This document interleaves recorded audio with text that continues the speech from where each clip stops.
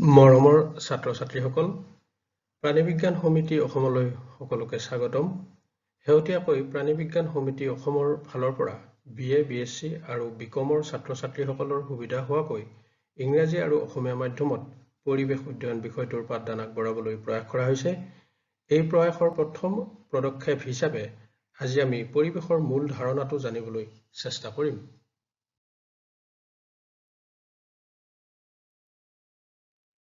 এই প্ৰেজেণ্টেশ্যনটিৰ জৰিয়তে ছাত্ৰ-ছাত্ৰীসকলে পৰিৱেশ মানেনো কি অথবা পৰিৱেশৰ অৰ্থ বা সংজ্ঞাটো স্পষ্টকৈ জানিবলৈ সক্ষম হ'ব।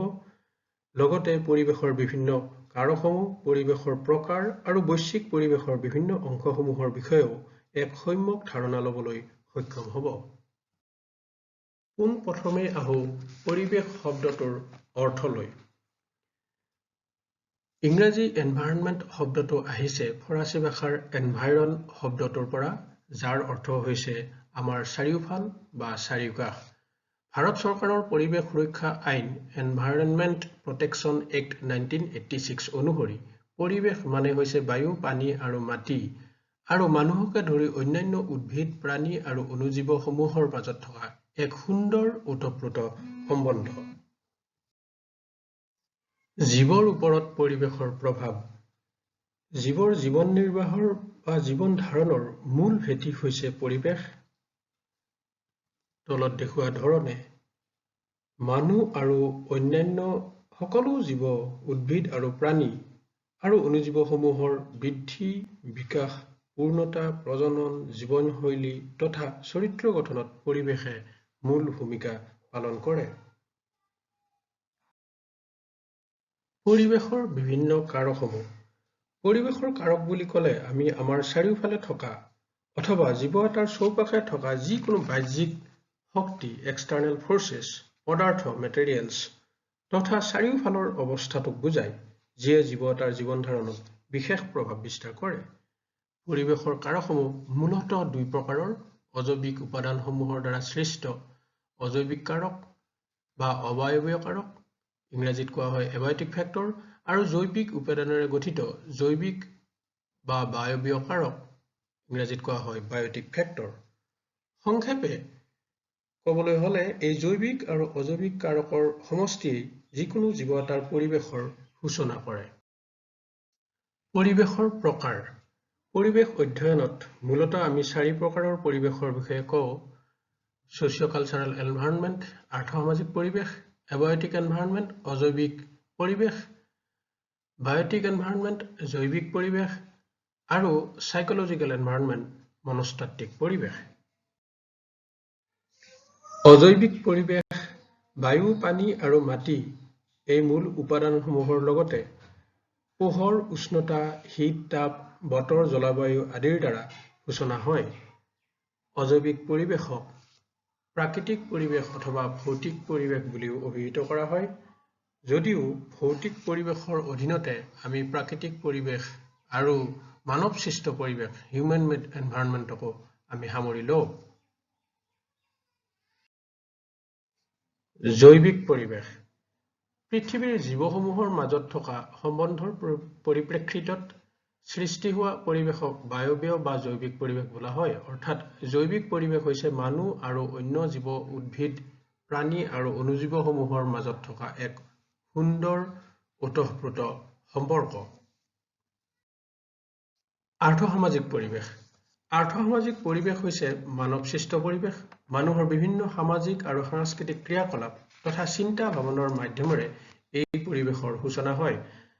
আৰ্থ-সামাজিক পৰিৱেশৰ মূল কাৰকসমূহ হ'ল মানৱ সমাজৰ সামাজিক ঐতিহ্য, ছ'চিয়েল ট্ৰেডিশ্যন, বিশ্বাস আৰু মানদণ্ড, ভেলুজ এণ্ড বিলিভছ, শিক্ষা আৰু শিক্ষাগত অৰ্হতা, লেভেল অফ লিটাৰেচি এণ্ড এডুকেশ্যন, নৈতিক মানদণ্ড আৰু সমাজ ব্যৱস্থা, the ethical standards and state of society, সংঘাত আৰু সংহক্তি প্ৰৱণতা, কনফ্লিক্ট এণ্ড কোহেচিভনেছ, আৰু সামাজিক স্তৰবিন্যাস, দ্য এক্সটেণ্ট অফ ছ'চিয়েল ষ্ট্ৰেটিফিকেশ্যন।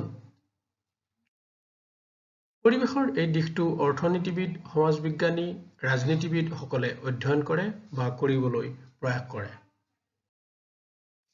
মনস্তাত্ত্বিক পৰিৱেশ।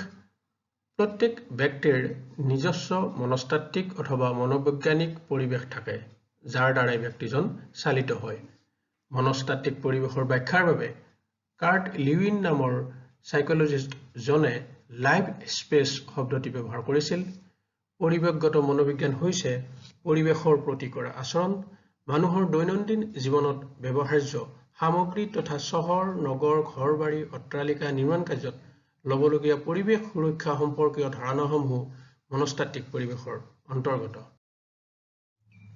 বৈশ্বিক পৰিৱেশৰ বিভাগসমূহ segments of the global environment বৈশ্বিক পৰিৱেশক আমি চিত্ৰত দেখুৱাৰ ধৰণে চাৰিটা মূল ভাগত ভাগ কৰোঁ জলমণ্ডল ইংৰাজীত কোৱা হয় হাইড্ৰস্ফিয়াৰ স্থলমণ্ডল ইংৰাজীত কোৱা হয় লিথোস্ফিয়াৰ বায়ুমণ্ডল এটমস্ফিয়াৰ আৰু বায়োস্ফিয়াৰ জৈৱমণ্ডল